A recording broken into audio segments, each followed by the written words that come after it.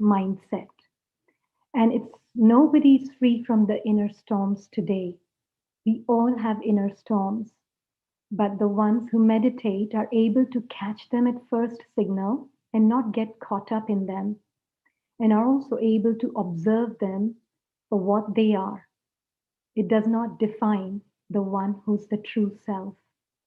And the one who's not meditating on a regular basis, the only difference is they get caught up in it.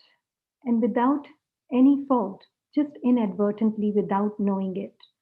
So, which is why we are going to talk about how do we face these inner storms from the place of clarity. A very, very beautiful quote that is very inspiring over here is that you are not here to make others understand you. You are here to understand yourself.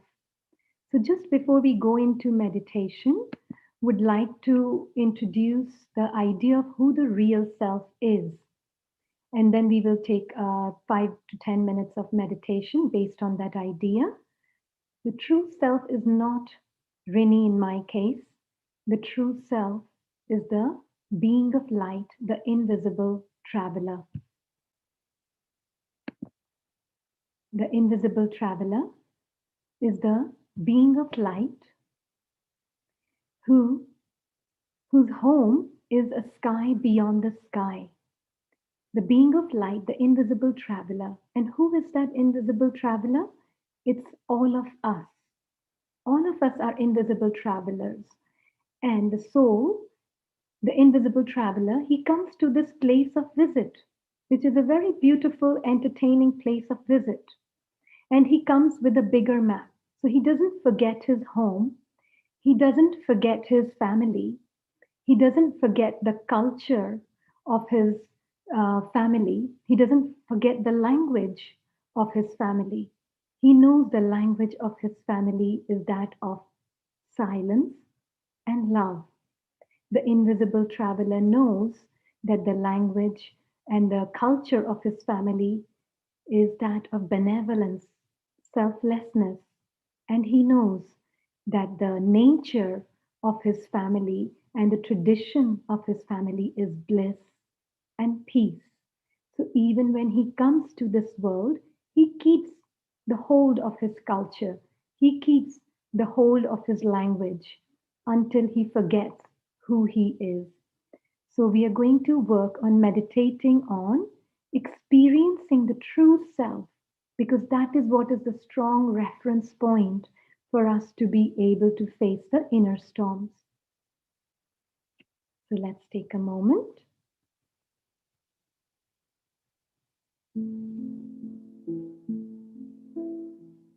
And as we take this moment of silence,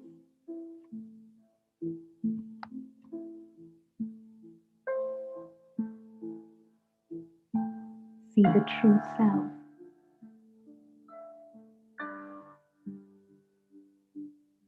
The one who's beyond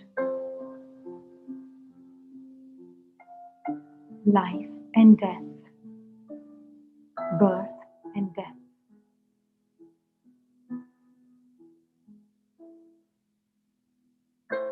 He's very awake, the invisible traveler. He knows that he comes to this land where mortality is the culture. But he himself is immortal. He himself is imperishable. Yes, he has to wear a costume appropriate to the place of visit.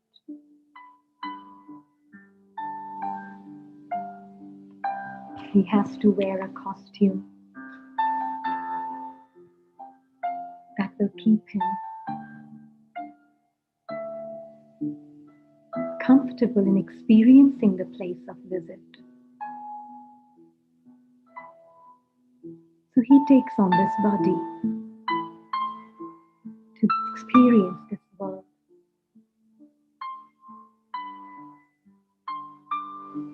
But he knows His home is beautiful. His family of the sparkling stars is beautiful. His supreme parent, he's beautiful.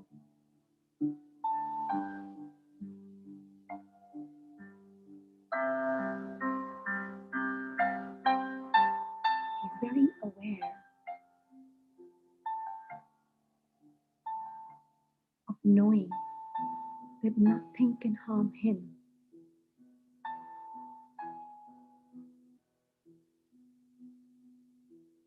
And that brings immense security even when he comes to the place of visit, that little tiny tourist destination, tiny box, which is rich in variety, a kaleidoscope of ever-changing scenes. But through all the changes, he doesn't forget. He's the unchangeable one. He's the one who remains the same as he was at the beginning. He's the same at the end.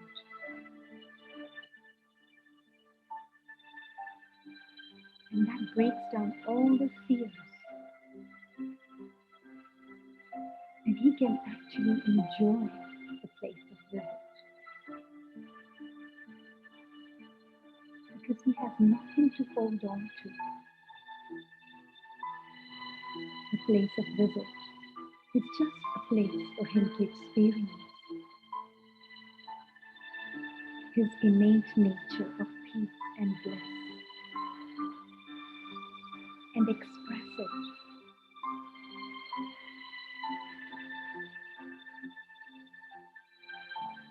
freely.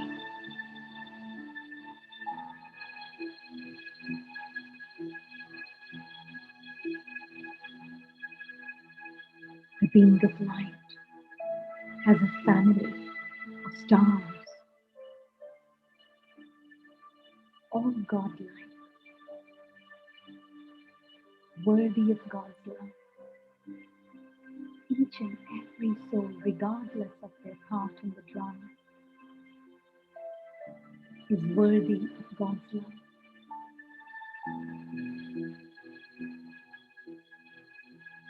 Life of bliss, life of true peace is normal for them. So the invisible traveler never forgets the bigger map.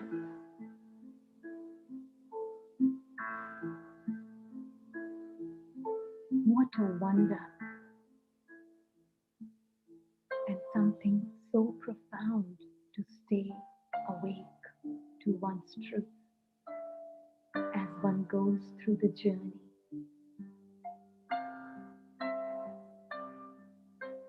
Through this ever-changing kaleidoscope of this beautiful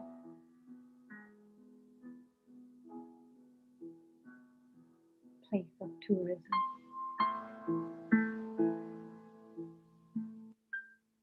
Om Shanti.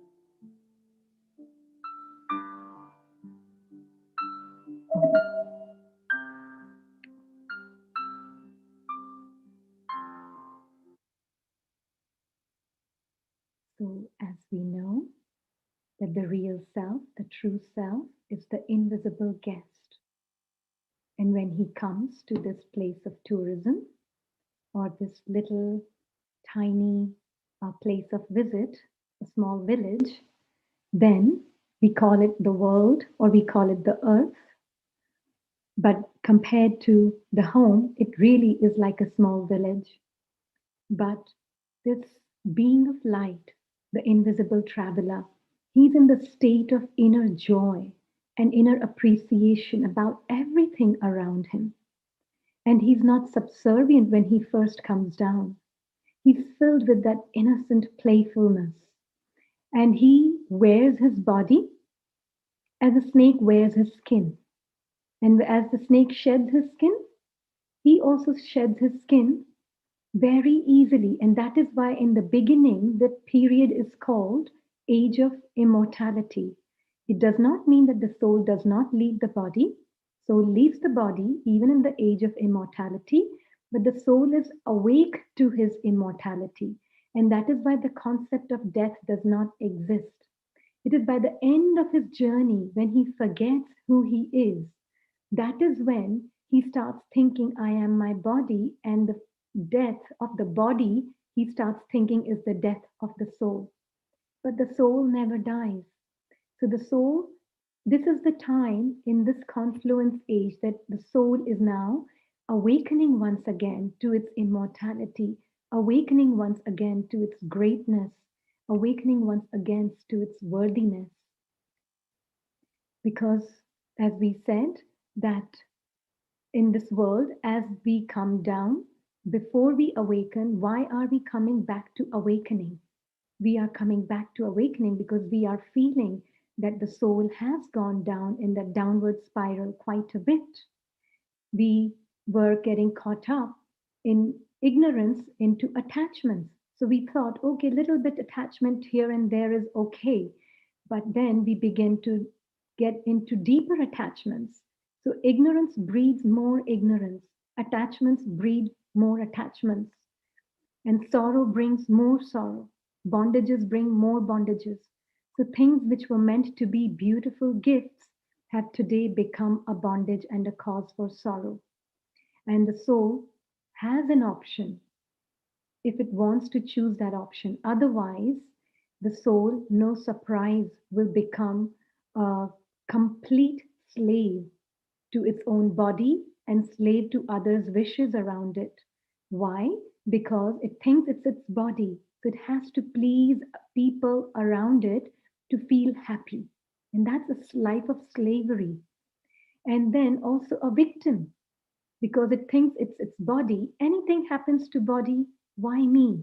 Any situation comes to this person, why me? It's like literally living life of a victim or a beggar, constantly begging for respect, begging for acknowledgement, begging for appreciation. And so the being of light is completely caught up in these in this awareness of thinking I am Susan or I am Tom, and as a result he's become a victim, a beggar, and a slave. And a victim is always peaceless. A victim can never be happy. And here we are working on getting out of this mindset of the caterpillar of that cat ego. So Smriti of the invisible guest is very, very different. The priorities as a soul will be very different because one is seeing things very differently. So, for example, even in the limited way, the president is driving the car, remembering he's always a president. He does not think of himself as an ordinary driver. So, similarly, the soul who is awake in an unlimited way, Tom is the name of his body. And Tom could be getting shouted at work, and he would still be thinking, how do I see the soul behind this act of this person, the called boss? His complete awareness would be on the soul and the original nature of the soul rather than the part of the soul. Doesn't matter what comes his way, no matter what situations and circumstances come his way, his innate nature of being blissful and peaceful will not change. So he's not getting his sense of worthiness from his job. And that is why he does not feel hurt because his sense of worthiness is not coming from job or task that he's doing. His sense of worthiness and his sense of bliss is coming from knowing the bigger map, from knowing who he is, from knowing his home, from knowing he's already worthy. This is just a play going on here in this drama, nothing more to it. And so we will look at the map of the mind. This is the mind of someone who's extremely or fully soul conscious, rather.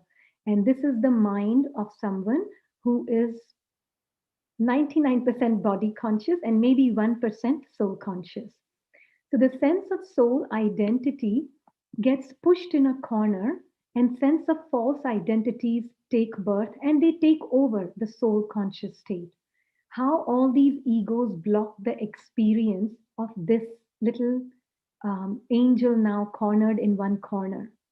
So we'll give you an example. Let's say there are many false identities the soul has created in its mind. It thinks it's a wife, it's religion, it's its physical appearance, it's identified by its dog, or it's identified by its virtue of kindness, or or its dress, or its job, or its wealth. But each of these false identities have their own world. Each false identity of a wife, of a religion, of a physical appearance, each one of them has their own thoughts, their own desires, their own priorities, their own complaints, and acted upon each one of them, they become a sanskar, a deep impression. So it's like literally a mental hospital because there's a conflict amongst all these false identities in one person's mind. It's not 10 people we are talking about, it's one person's mind today. And these conflicts are in between these false identities, and that's each identity has its own priority and it wants that priority to be met. And that is what is causing inner storms, and that is what is causing inner conflict. So, would give you an example. Let's say there's somebody who's Susan. Susan has this identity of a wife as being very predominant. So that is very big. Now, if this another ego in the mind says, but let's talk about religion. But then this ego in the mind will say, no, no, that's not important. Don't want to talk about religion. I'm more interested in my husband, my husband, my husband. Where is he? When is he coming back? Why is he not picking up my calls? That is all that identity is interested in. That identity at that time is not interested in religion. At that time, its only interest is this identity of being a wife. All kinds of thoughts will be bombarding the mind about wife. These all identities are there and they're fighting amongst each other. But this one is winning because that is the one that is dominant at that time. So all egos put together is what we call Ravan, or body consciousness, or alloy, or illness of the mind, illness of the soul, actually. And so, all these accumulated falsehood, we need supreme psychiatrist to take us out of this illness. Because to understand what has, do we really understand what has happened to the soul today? And we have this possibility of celestial celebration on one hand, but on the other hand, there is a battle that is going on at the same time. And that is why one trick that really helps is to check in every conversation what one here is doing, even right now, to check who is speaking. Is it the invisible traveler who needs nothing from this drama is speaking, or is it Rini identity speaking? And of course, it's in between, you're going back and forth, and that's okay because one is truly focusing on observing this identity coming in between. One is not fighting it. So, a meditator does not fight these identities. A meditator observes these identities in action. And that is why we say that in check when you are in conversation with somebody or doing anything or any work, check what identity is dominant right now. So once the understanding becomes clearer and clearer, you can switch to soul conscious, invisible traveler identity who does not need anything from this world in a second. It's really that easy in a second in whatever identity, and you can even see the other person in what identity are they speaking from, and you will immediately be able to see behind that identity also there is that invisible traveler, there is that invisible being of light who has forgotten who they are. And that is why Tom, as we saw in the previous case, was able to see behind the act of the boss shouting. He could see that there was this invisible traveler who has forgotten who he is. And that is why he's trying to find things in this physical world. But the soul that I am, the invisible traveler that I am, have a bigger map. Know where that know that this the soul needs nothing from here. The soul has everything from the invisible world, and so that is why he is absolutely kind of very free to enjoy the scenes, different scenes in the drama as they come, without fighting and checking within. If it's a wrong identity, switch, change, go back to identity of being an invisible traveler, the traveler who needs nothing and owns no one.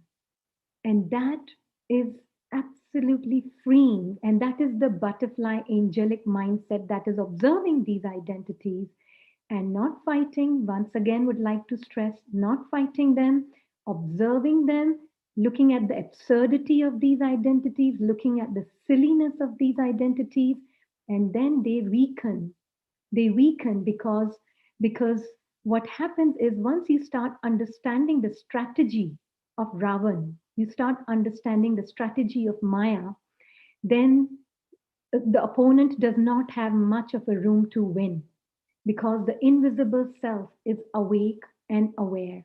So let's take a moment and few moments to experience what it is like to be an observer of these identities.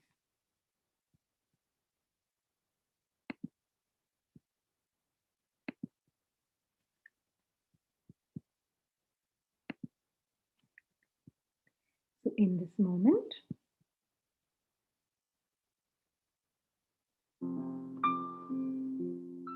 take a moment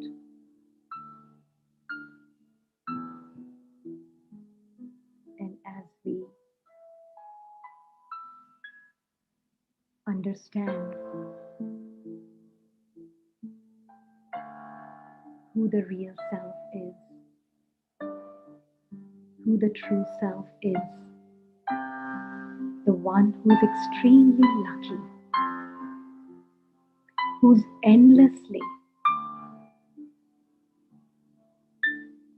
full, forever complete, who's already successful, who knows his home is not this place of visit. His home is completely different and separate from the place of visit.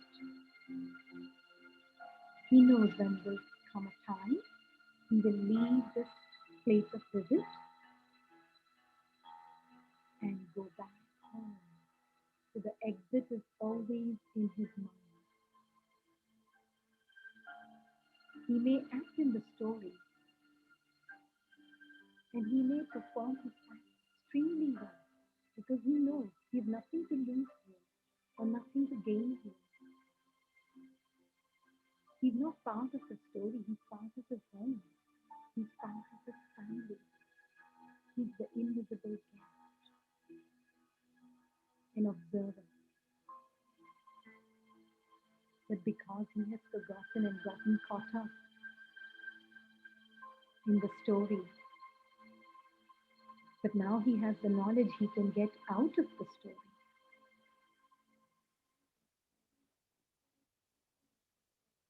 He becomes detached. He's more interested in the joys of an angel, the pleasures of an angel. He's more interested in the family of angels.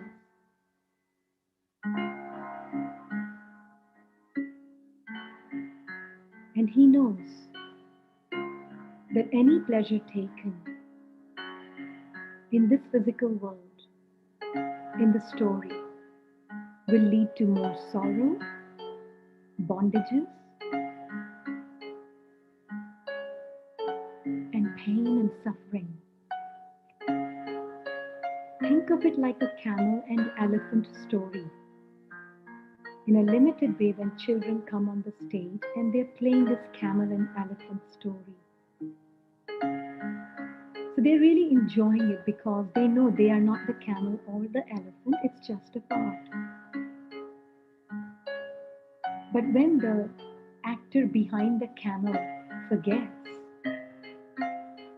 that he is not the camel and the other one is not the elephant, that is when confusion happens. And now he starts thinking camel's family is my family. An elephant, he has a big nose. And the elephant takes it personally because he has forgotten he's not the elephant. It's just a part. And so everything becomes personalized in the drama. But now the soul is awake. He has more clarity. And because he has more clarity, anybody says anything to the camel, it doesn't bother the actor. It doesn't bother the traveler. Because he knows he's not this camel. And the false identity still may come up. But he does not fight it. He surrenders that false identity to the supreme psychiatrist, God. And he comes back into his identity of being a traveler, being an invisible actor, being that invisible guest. He's not disengaged or aloof from the drama. He's very much involved in the story. But he comes from a place of complete stability, not from subconscious insecurities of the camel identity. He's coming from the place of complete freedom from toxic emotions. And he takes every decision in clarity. How would life be if someone were to say something to, if Tom was to say something to Susan, and Susan knows Susan is not Susan, but the invisible traveler, so will not get affected by what was said by Tom. In fact, will be able to see the beauty of the soul behind Tom and behind the screaming part of Tom. And that is how the pure detachment from this part, from the story, is possible when one has this bigger map in the mind. And then whatever the invisible traveler says or does in the story, he intervenes with absolute wisdom. There's no room for confusion. There's no room for sorrow. His attachment is with the real invisible beings of light, with the real parent. So attachment to the imperishable frees him from the attachment to the perishable.